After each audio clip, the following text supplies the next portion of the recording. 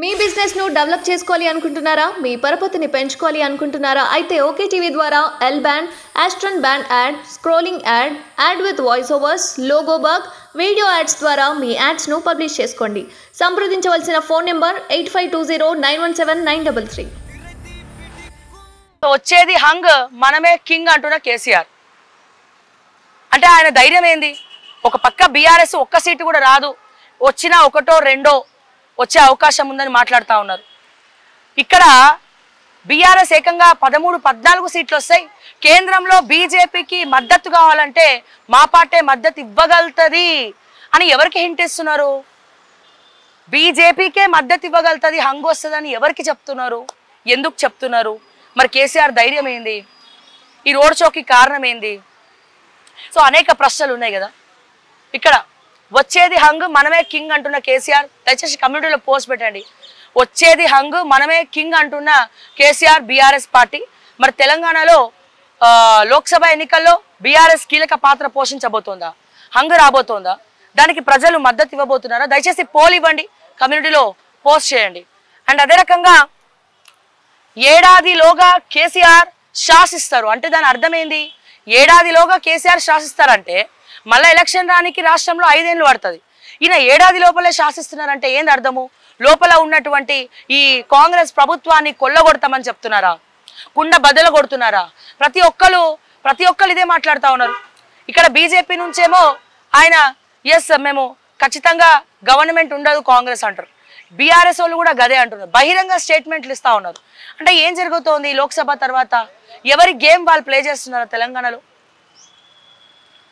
Next ఇక్కడ చూస్తే reservation Congress బ్రహ్మాస్త్రం, బీజేపీని ఇరుకున పెట్టేలా పక్కా స్ట్రాటజీ అంటున్న రేవంత్ రెడ్డి. ప్రేమ జంట ఆత్మహత్య, ఎస్ అంబేద్కర్ మళ్ళీ పుట్టిన రాజ్యాంగాన్ని మార్చలేరు, ఈ మాట స్వయంగా నరేంద్ర మోడీ చెప్పారు. కేంద్రంలో మళ్ళీ కీలక పాత్ర, మనదే కీలక పాత్ర. సో ఇక్కడ కూడా ఇదే వార్త. పరివాహన్ వచ్చేనా? దేశవ్యాప్తంగా వెహికల్స్ కు ఒక వెబ్సైట్ ప్రతివాహన వివరాలను అప్లోడ్ చేయాలనే నిబంధన, దాన్ని పట్టించుకొని గత ప్రభుత్వం ఇతర రాష్ట్రాల నుంచి వెహికల్ కొనుగోలు చేస్తే మాన్యువల్ పద్ధతిలో రిజర్వేషన్లు ప్రస్తుత ప్రభుత్వం సైట్ ను అమలు చేయాలని విజ్ఞప్తి. పరివాహన్ సేవ గురించి ఇక్కడ రాయడం జరిగింది. పరివాహన్ వచ్చేనా అని చెప్పి మాట్లాడుతూ ఉన్నారు, చెప్తా ఉన్నారు. మరి ఇక్కడ కానీ ఒకటి మాత్రం నేను కేంద్ర ప్రభుత్వానికి ఈ సందర్భంగానే చెప్పదలుచుకున్నా, టోల్ ట్యాక్సెస్ అనేవి దయచేసి తగ్గించండి. నేషనల్ హైవేస్ మీద టోల్ ట్యాక్స్ అనేది విపరీతంగా పెరిగిపోయింది. సో దయచేసి ఆ టోల్ ట్యాక్సెస్ కట్టే పని ఏదైతే ఉందో అది కొంచెం తగ్గించాలి అని చెప్పి నేను మరొకసారి తెలియజేస్తా ఉన్నా. బీసీ రిజర్వేషన్లు పెంచుతాం, బీసీలకే టికెట్లు ఇవ్వలే కాంగ్రెస్ పార్టీ. ఇక్కడ చూస్తే గత ప్రభుత్వంలో వెలమాస్ ప్రాతినిధ్యం వహిస్తే ఇక్కడ కాంగ్రెస్ పార్టీ రెడ్డిలకే ప్రాధాన్యత ఇచ్చింది. అక్కడ వెలమల పాలన అయితే ఇక్కడ రెడ్డిల పాలన నడుస్తుందా? బీసీ అని చెప్పి ప్రతి ఎలక్షన్కి బీసీ కార్డు పెట్టుకోవడం తప్ప బీసీలకి చేసింది ఏముంది కాంగ్రెస్ పార్టీ? ఎంతమంది ఎన్ని బీసీలకు టికెట్ ఇచ్చారు? సో దయచేసి ఒకసారి ఆత్మపరిశీలన చేసుకోవాలి. నెక్స్ట్ ఇక పోతే ఇది చూసినట్టయితే ఇక నమస్తే తెలంగాణ, ఇందులో మొత్తం కూడా మన కేసీఆర్ గారి రోడ్ షోనే ఉంటుంది. వార్తల కన్నా కూడా ఎక్కువ అదే ఉంటుంది. కార్ టాప్ గేర్ అని చెప్పి వార్తలు ఉన్నాయి. ఇంకా వీళ్ళ తీరైతే ఏం మారలేదు. సరే, ఇన్ని విషయాలు మనం మాట్లాడుకున్నాం. ఇందులో ప్రజలకు సంబంధించినటువంటి, ముఖ్యంగా నిరుద్యోగులకు సంబంధించినటువంటి 46 జీవో గురించి ఏ పేపర్లను ఉందా? ఏ ఒక్క నాయకుడన్నా పథకాల గురించి, సంక్షేమ పథకాల గురించి, మరి కేంద్రంలో వాళ్ళ మేనిఫెస్టో ఏందనేది ఎవడన్నా మాట్లాడిండా అండి? ఆ పార్టీ ఓడి ఈ పార్టీ ఓడిని తిట్టడం, ఈ పార్టీ ఓడి ఆ పార్టీ ఓడిని తిట్టడం. కానీ ప్రజలకేం చెప్తారు? ప్రజలకేం తెలియజెప్తారు? ప్రజలకు కావాల్సింది ఏంది అని మాత్రం ఎవరు మాట్లాడరే, ఎవరు అడగరే, ఎవరు పట్టించుకోరే, దాని గురించి ఎవరు మాట్లాడుకోరు. అంటే వీళ్ళు 2-3 కలిసి తిట్టడమే పనిగా పెట్టుకున్నట్టు ఉన్నది ఇక్కడ. సో ఇక్కడ ఈ పేపర్లలో చూస్తే ఒక రుణమాఫీ గురించి లేదు, మన ఏమంటాం 46 జీవో లేదు. సో 6 గ్యారంటీలో మహాలక్ష్మి పథకం ఒకటి ఉన్నది. ఆ మహాలక్ష్మి పథకాన్నే తిప్పి 10 సార్లు ఎంపీ అంటే కేంద్రానికి సంబంధించినటువంటి మేనిఫెస్టోలో కూడా గదే విషయం చెప్తా ఉన్నారు. సో ఇవన్నీ కూడా జరుగుతూ ఉన్నాయి. సో మనము ఇక్కడ ఇందిరా పార్క్ దగ్గర ఉన్నాం. ఇందిరా పార్క్ దగ్గర మనం ఇక్కడ గ్రౌండ్లో వార్తలు చదువుతూ ఉన్నాం. సో ఇక్కడ పబ్లిక్ పల్స్ కూడా తెలుసుకునే ప్రయత్నం చేస్తూ ఉన్నాము. అండ్ ఒక పక్క అక్కడ చూస్తే కొంచెం లోపలికి వెళ్తే మన విద్యార్థులు చాలామంది స్పోర్ట్స్ ఆడుతూ ఉన్నారు. సో ఇక్కడ మనం ఒకసారి పబ్లిక్ దగ్గరికి మనం పోదాం. మరి వాళ్ళు ఏమంటారు, వాళ్ళ మైండ్ సెట్స్లో ఏమున్నాయి, వాళ్ళు ఏం మాట్లాడతారు ఒకసారి అడిగి తెలుసుకుందాం. సో ఖచ్చితంగా మాట్లాడాలనుకునే వాళ్ళు మాట్లాడతారు. ఇక కొంతమంది భయపడతా ఉంటారు మాట్లాడడానికి. అరే మాట్లాడండి అన్న అంటే అమ్మో వద్దులేండి మేడం మాకెందుకు వస్తే గొడవ. ఇక అటువంటి వాళ్ళు ఏమంటారు అనేది మనకు తెలియదు. బట్ మనం లైవ్లో ఉన్నాం, పూర్తిగా ఇక్కడ లైవ్ నడుస్తూ ఉన్నది. సో లైవ్లోనే మనం పోయి డైరెక్ట్గా మైక్ పెడదాం, మరి వాళ్ళ బాధ ఏందో తెలుసుకుందాం, మాట్లాడదాం. ఎందుకంటే ఇక్కడ ట్రాఫిక్ సమస్యలు కాబట్టి మనకి ట్రాఫిక్ కూడా ఇబ్బంది కాకుండా మనం ఒక సైడ్కి చదువుతూ ఉన్నాం. బట్ ఇక్కడ వీళ్ళు ఏమనుకుంటున్నారు, ప్రజలు ఏమనుకుంటున్నారు తెలుసుకునే ప్రయత్నం చేద్దాము. అన్న మీరు ఏమైనా మాట్లాడతారా? అగో ఏం మాట్లాడరు ఫస్ట్ ముందే అయిపోయింది, ఒక క్లారిటీ వచ్చేసింది మనకి. సో నెక్స్ట్ ఒక్కసారి మనమే వెళ్ళి అడిగే ప్రయత్నం అయితే చేద్దాము.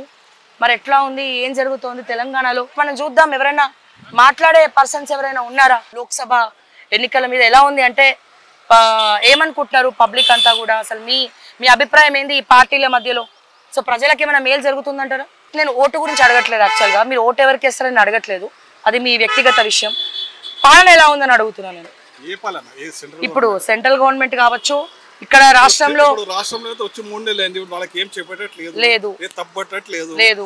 ఎందుకంటే వచ్చిన నుంచి ఎలక్షన్స్ కూడా వస్తున్నాయి వాళ్ళకి. అవును, ఏం చేద్దామని అడ్డమే వచ్చింది. వాళ్ళు ఏం చేస్తారని ఇంకో 5-6 months తర్వాత మనకి ఏదైనా తెలుస్తుంది అనేది. సో ప్రెసెంట్ అయితే ఇప్పుడు ఏం చెప్పలేదు, మనం ఏం చెప్పలేము. వి హోప్ ది బెస్ట్, అంతే, అంతకు మించి చెప్పేది ఏమి ఉండదు. yes కేంద్రంలో పాలన ఎట్లా ఉందంటారు? Okay, it's okay. yes done, thank you so much. So ఇట్లాగే అడుగుదాం, మనము ఒకసారి మాట్లాడే ప్రయత్నం అయితే చేద్దాము.